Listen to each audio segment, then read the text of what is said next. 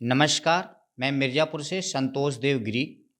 आज आइपा के इस मंच पर एक ऐसी महिला शख्सियत को पेश कर रहा हूँ, जो समाज सेवा के क्षेत्र में लंबे समय से सक्रिय होने के साथ-साथ मिर्ज़ापुर सोनभद्र ही के अलावा पूरे यूपी के सांस्कृतिक वैभव को सहेजने का काम कर रही हैं। मसलन ये नित्य नए खोजों पर लगी रहती हैं, साथ ही रश्मि फाउंडेशन के माध्यम से समाज सेवा के क्षेत्र में भी जुड़कर लोगों की मदद कर रही हैं। उनसे हम रूबरू होते हैं। जी, आपका परिचय। मैं आकांक्षा पांडे और यहाँ मिर्ज़ापुर में बटौली घाट के पास में भैयाडार गांव है, मैं वहाँ रहती हूँ।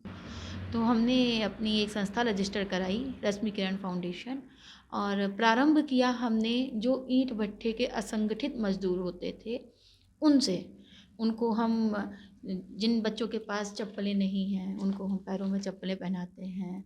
महिलाओं के अंदर स्वास्थ्य को लेके एक उदासीनता है, तो उनको सैनिटरी नैपकिन प्रोवाइड कराना या मास्क, सैनिटाइज़र कोविड के टाइम में हम लोगों ने निरंतर वितरित किया है। वर्तमान में मिर्ज़ापुर से मझवा सीट से कांग्रेस में उम्मीदवारी के लिए प्रयासरत हूँ। आकांक्षा जी, आप ईंट भट्टों पर कार्यरत श्रमिकों के लिए काम कर रही हैं, जबकि इनके लिए कार्य करना बड़ा जोखिम भरा भी होता है। इस पे आपको कार्य के दौरान किन-किन परेशानियों से जूझना पड़ा है? देखिए, पहली चीज़ तो ये असंगठित क्षेत्र के मज़दूर हैं, और चूँकि सरकार के लिए या किसी के लिए भी ये वोट बैंक नहीं है, तो लोग इन पर ध्यान नहीं देते हैं। दूसरी जो सबसे बड़ी समस्या है वो ये कि बच्चों को एजुकेशन नहीं मिल पा रहा है। आप गाँव डोर टू डोर जाते हैं, सरकारी विद्यालय जो शिक्षक हैं उनका रजिस्ट्रेशन कराते हैं, लेकिन जो भट्टे के मज़दूर हैं वो अपने माँ-बाप के साथ कंटिन्यू प्रवासन करते रहते हैं। आज वो इस भट्टे पर हैं और अगले साल, अगले सीज़न में वो किसी और भट्टे पर कार्य कर रहे होते हैं। तो ये बहुत मुश्किल कार्य है कि उनका हम विद्यालय में रजिस्ट्रेशन कराएँ, और एक ऐसी व्यवस्था के तहत जब आप प्रवासन निरंतर कर रहे हैं, आपका स्थान बदल रहा है, तो स्कूल से टीसी कटवाना, वहाँ पहुँचाना। महिलाओं को इतनी मज़दूरी नहीं मिलती है कि वो अपना माहवारी के दौरान सैनिटरी नैपकिन यूज़ कर सकें, तो हम उनको वो भी प्रोवाइड कराते हैं। तो बच्चे हैं, नंगे पैर घूमते हैं, मास्क, सैनिटाइज़ेशन कुछ नहीं यूज़ करेंगे। हम दे रहे हैं उनको, शिक्षित कर रहे हैं, जागरूक कर रहे हैं, लेकिन अभी भी हम अकेले नहीं कर सकते हैं। लोगों का काफ़ी सहयोग मिल रहा है, लेकिन चूँकि ये राजनैतिक लाभ वाले व्यक्ति नहीं हैं, इसलिए थोड़ा-सा उदासीनता है यहाँ पर। आकांक्षा जी, आप समाज सेवा के साथ-साथ राजनीति में भी पैर जमाना चाहती हैं। इसके पीछे क्या सोच है? किन कारणों से आप राजनीति में आना चाहती हैं? देखिए, मैं रहती थी दिल्ली में। दिल्ली से फिर मैं ग्रेटर नोएडा में, जब हमने अपना बिज़नेस स्टार्ट किया, ग्रेटर नोएडा आई। और चूँकि मेरे पति सिंगल सन हैं, तो हमने अपने माता-पिता को काफ़ी तैयार करने की कोशिश की कि वो हमारे साथ दिल्ली चलें। लेकिन चूँकि जो सामाजिक प्रभाव वाला व्यक्ति होता है, वो नहीं कहीं जाएगा। तो हमारे माता-पिता ने साफ मना कर दिया कि हम यहाँ नहीं जाएँगे।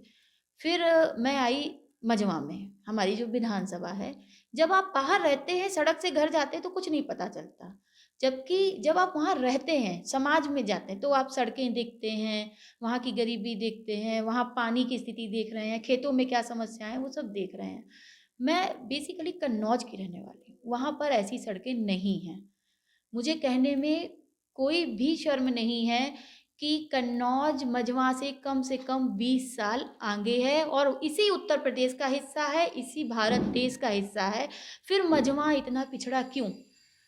तो मुझे लगा कि मैं तो इन सड़कों पर नहीं चल सकती। रहना यहीं है, क्योंकि माता-पिता यहाँ हैं, अपना घर-दरवाज़ा यहाँ है, लेकिन मैं इन सड़कों पर नहीं चल सकती। तो इसलिए फिर मैं राजनीति में आई कि मझवा को कम से कम जनता इतनी जागरूक हो कि अब वो विकास के लिए माँग करे कि हमको विकास चाहिए।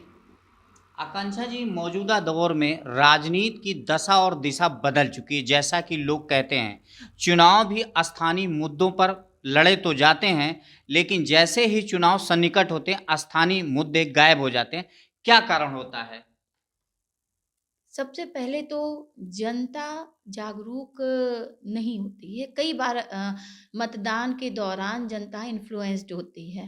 तो हम अपने ट्रस्ट के तहत भी एक प्रोग्राम चला रहे हैं, मतदाता जागरूकता अभियान, जिसमें लोगों को ये पता चलना चाहिए कि वो किन मुद्दों पर बहस करें, किन मुद्दों पर जाकर अपने होने वाले जनप्रतिनिधि को चुनें और उनसे ये वादा यदि वो कर रहे हैं कि हम ये वादा निभाएँगे, हम सड़क बनवाएँगे और वो नहीं बनवा रहे हैं, उसके बाद उनको रिपीट ना करें। ये देखें कि उनका जनप्रतिनिधि किस हद तक उनके घर में है, जनप्रतिनिधि तक आपकी पहुँच है कि नहीं है, धन बल, बाहुबल या प्रतिनिधि कहीं बाहर का है। तो ये सारी चीज़ें बहुत इम्पोर्टेंस रखती हैं राजनीति में। आपको ये देखना होगा कि आपका प्रतिनिधि क्या आप उसके दरवाजे जाकर बैठ सकते हैं? यदि आपका काम नहीं हुआ, आप उससे सवाल कर सकते हैं या नहीं कर सकते हैं? आपका बच्चा बीमार है, आप विद्यालय वहाँ अस्पताल में जा रहे हैं, तो आपके जनप्रतिनिधि से आप फ़ोन पर बता सकते हैं कि नहीं बता सकते हैं? यदि आपका जनप्रतिनिधि आपको नहीं मिल रहा है, दैट मीन्स कि वो आपके लायक नहीं है, आप उसको छोड़िए, आगे बढ़िए, किसी ऐसे को चुनिए जो आपके बीच का हो, जिसको आप जानते हो।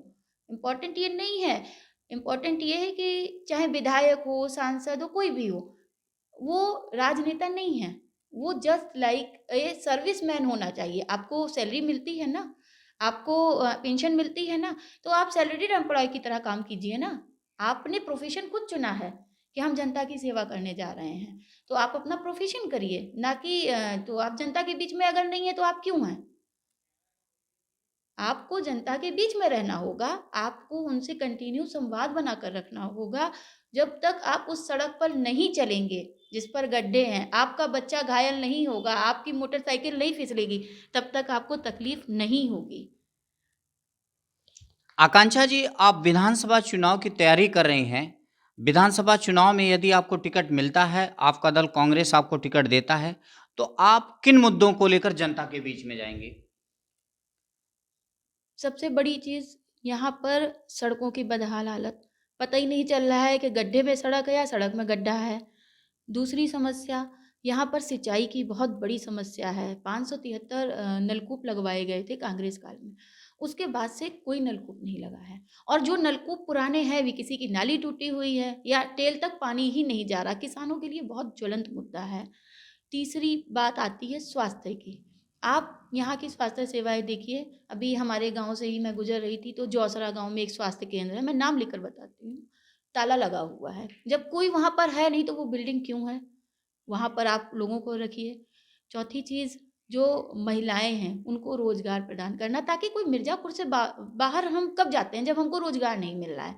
आप रोज़गार सृजन कीजिए और ज़रूरी नहीं है कि सरकार ही रोज़गार सृजन करे। बहुत सारे हम नए हैं, युवा हैं, हमारे साथी जो रश्मिगंज फाउंडेशन में जुड़े हुए हैं, वो भी कोशिश कर रहे हैं कि यहाँ की महिलाओं को स्वावलंबन का पाठ पढ़ाया जाए। धन्यवाद आकांक्षा जी।